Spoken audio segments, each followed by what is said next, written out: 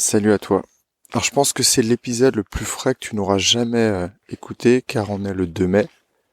Il est 5h44 sur mon téléphone et je me promène.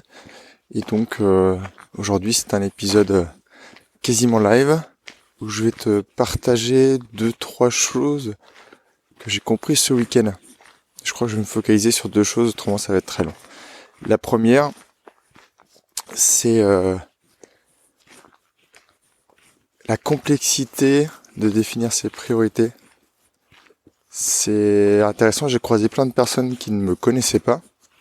Donc souvent une des premières questions c'est qu'est-ce que tu fais dans la vie et je pense en l'occurrence à un échange avec une personne à qui j'ai dit j'essaye de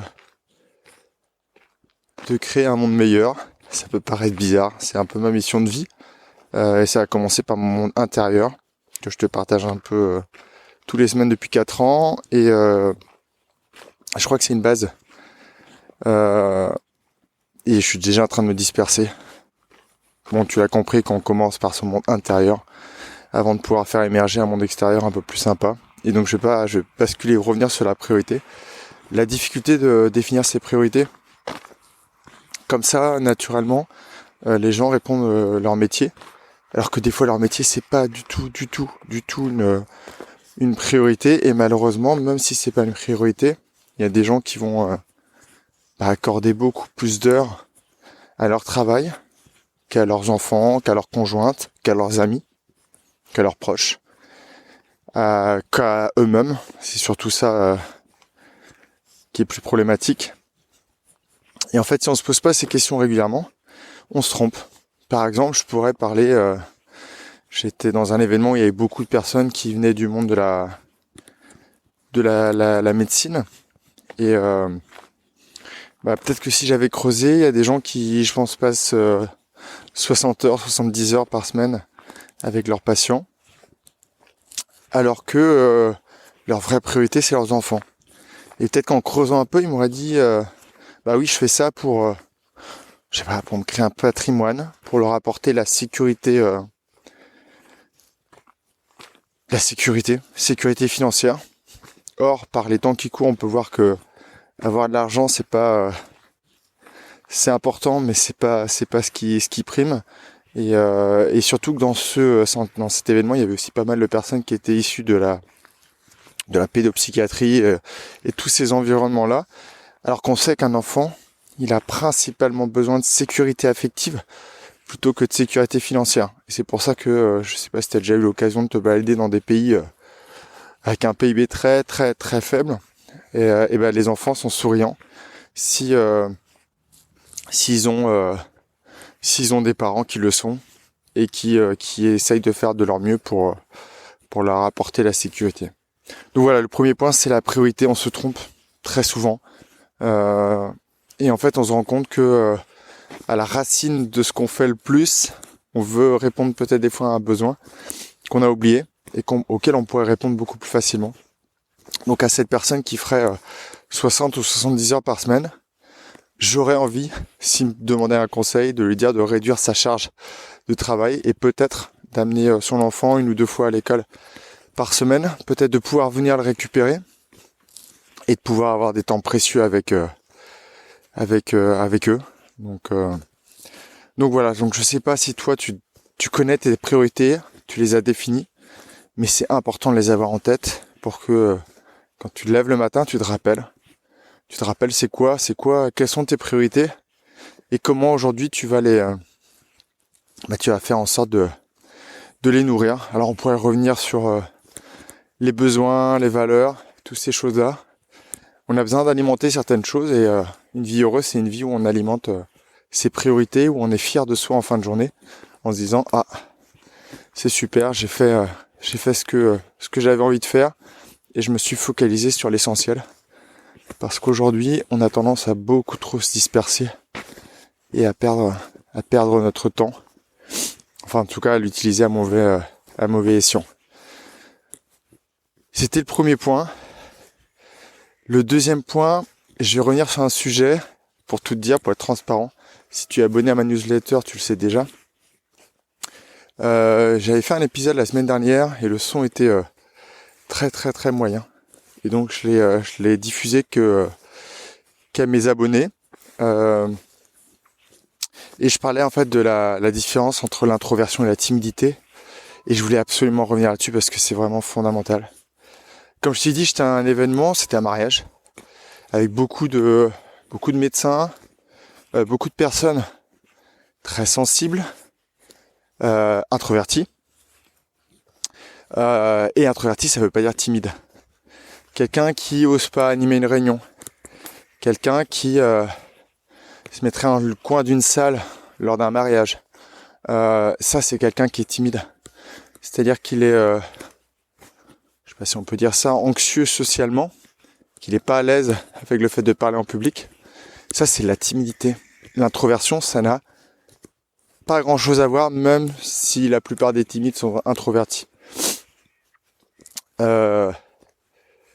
L'introversion, c'est le fait de recharger ses batteries de manière interne. C'est-à-dire qu'une personne introvertie va faire comme moi, là, se promener en pleine nature, s'isoler, avoir du silence, se retrouver seul, comme ça. Donc, une personne introvertie peut être un conférencier international, s'exprimer devant 500 000 personnes, remplir un stade, et puis par contre, avant le débriefing ou je sais pas, la soirée de gala derrière, avoir besoin de s'isoler. Je sais pas pourquoi je viens de penser au Festival de Cannes. En allant marcher sur la plage, en allant respirer en forêt, peut-être juste en s'asseyant, en fermant les yeux, en se focalisant sur la respiration. Alors qu'une personne extravertie va avoir besoin d'aller plus vers l'extérieur, d'avoir du monde autour d'elle, de faire des choses comme ça. Donc voilà, ne confonds pas timidité et introversion. On a une base naturelle et après ça se travaille. Par exemple, je suis quelqu'un de très introverti. Ça ne m'empêche pas aujourd'hui d'avoir réussi à développer une capacité à, même dans un environnement très bruyant, avec beaucoup de monde, à me recharger, à recharger mes batteries et à me créer une sorte de petite bulle, le temps de reprendre de l'énergie, de pouvoir retourner dans la mêlée pour continuer les discussions. J'espère que tu es abonné au podcast. Il va y avoir plein de choses parce que depuis 2-3 semaines, je te propose des rediffusions. Et moi, j'en ai profité pour beaucoup marcher en pleine nature comme ça. Souvent en pleine nuit. Donc sans que mes sens soient sollicités.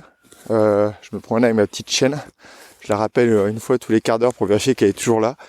Mais c'est la nuit, il n'y a pas de bruit.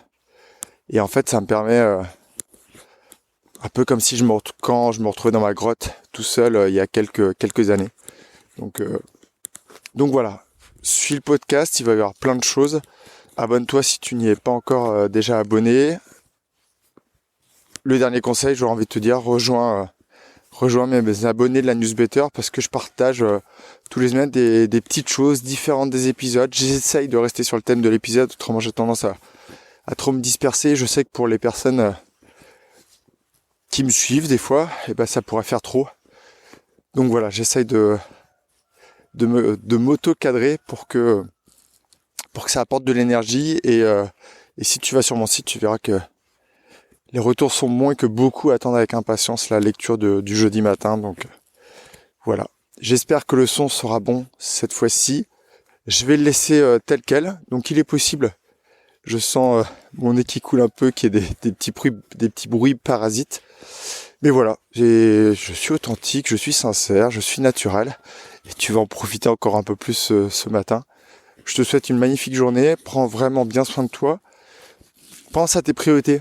Qu'est-ce qui est important pour toi dans la vie? Est-ce qu'aujourd'hui tu fais le nécessaire? Et j'ai envie de te dire, j'ai répété plein de fois, la priorité numéro 1, c'est toi. C'est réussir à trouver la paix intérieure, réussir à calmer ton mental, réussir à accueillir tes émotions, réussir à te questionner sur est-ce que tu es aligné dans ta vie? Est-ce que tu es au bon endroit? Est-ce que tu es avec les bonnes personnes? C'est hyper important. C'est aussi comme ça que tu développeras la confiance, que tu découvriras ta vraie valeur. Et c'est tout ce que je te souhaite. Je m'envole. Alors j'arrête avec cette expression parce qu'à chaque fois on me dit tu vas où? Non, je m'envole. Je vais couper le micro et je t'envoie plein de belles ondes de Bretagne, où que tu sois sur la planète. Bye bye.